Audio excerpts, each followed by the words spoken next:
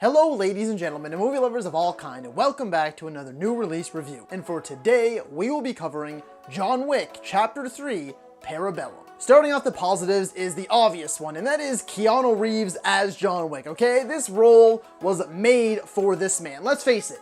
We all love Keanu Reeves, okay? He is one of the sweetest, kindest, most honest, and open human beings on this entire planet. But he is not the best actor in the world when given a lot of material. So by that I mean like a lot of lines, a lot of emotion, for instance a certain accent doesn't always work for him. But when he has these characters, and by that I mean a man of few words and many actions, he absolutely kills it. Quite literally, actually. He kills a lot of things in this movie. But also, some of the supporting cast, too. Ian McShane is back, and once again, he does great. Halle Berry is a fantastic new addition. Lawrence Fishburne returns again after being in John Wick Chapter 2. And Lance Reddick as well, who's like the concierge or the front desk guy of the Continental. He's back in this movie again. I love his character, and he crushes it once again. Next up on the positives is the incredible fight choreography in this movie. My God, it is so damn good. Whether it's the hand-to-hand combat, the gun fights, the knife fights, sword fights, we're taking it to motorcycles, horses, cars.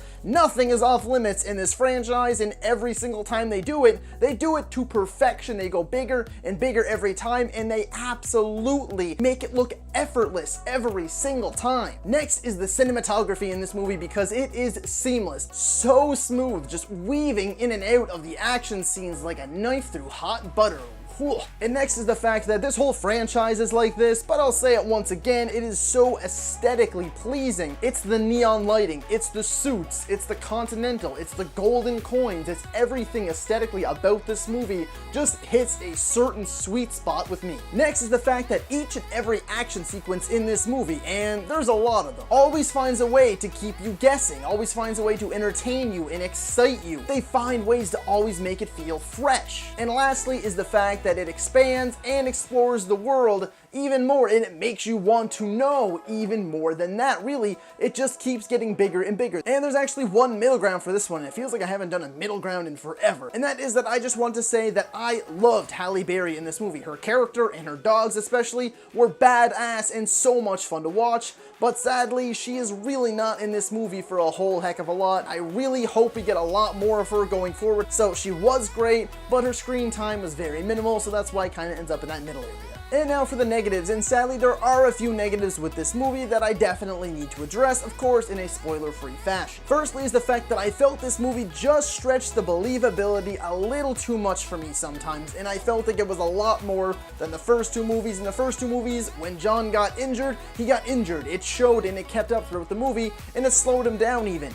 In this movie, he felt like he was superhuman. He was taking so much punishment and still kicking ass non-stop. It was a lot of fun to see and it was awesome, but there just hit a certain point where a few characters survive things they definitely should have, and John himself takes beating after beating, still manages to come out on top. It is kick-ass, it really is, but there came certain points in my mind that I was just like, how? Next is something that I almost considered putting in the middle ground, but I ultimately put it in the negatives, and that is the comedy in this movie. Yes, there's actually quite a bit of comedy in this movie. Now here's the thing, sometimes it really did work and it made me chuckle, but that was the first few times, and as the movie went on, I felt like it was really pulling me out of scenes that could have been emotional, and especially the action scenes. Sometimes they would literally take breaks from the action sequences like mid-fight, and I'm like, what? Now, as for the villain category for this movie, the John Wick franchise is great for its action, great for its lead, great for its supporting cast, but the villains have mostly been miss. For me, I felt Mark Dacascos did a great job in this movie. I felt that he was a far superior villain, and I thought he was great because there are two main villains in this movie.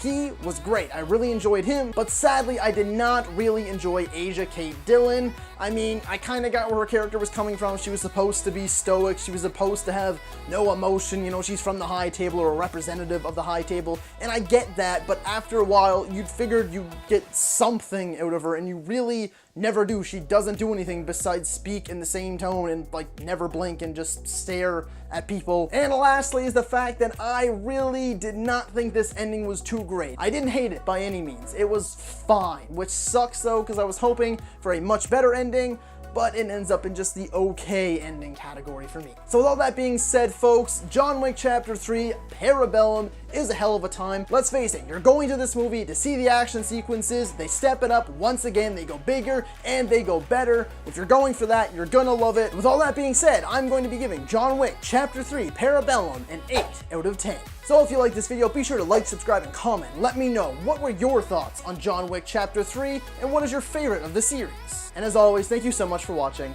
and that's a wrap.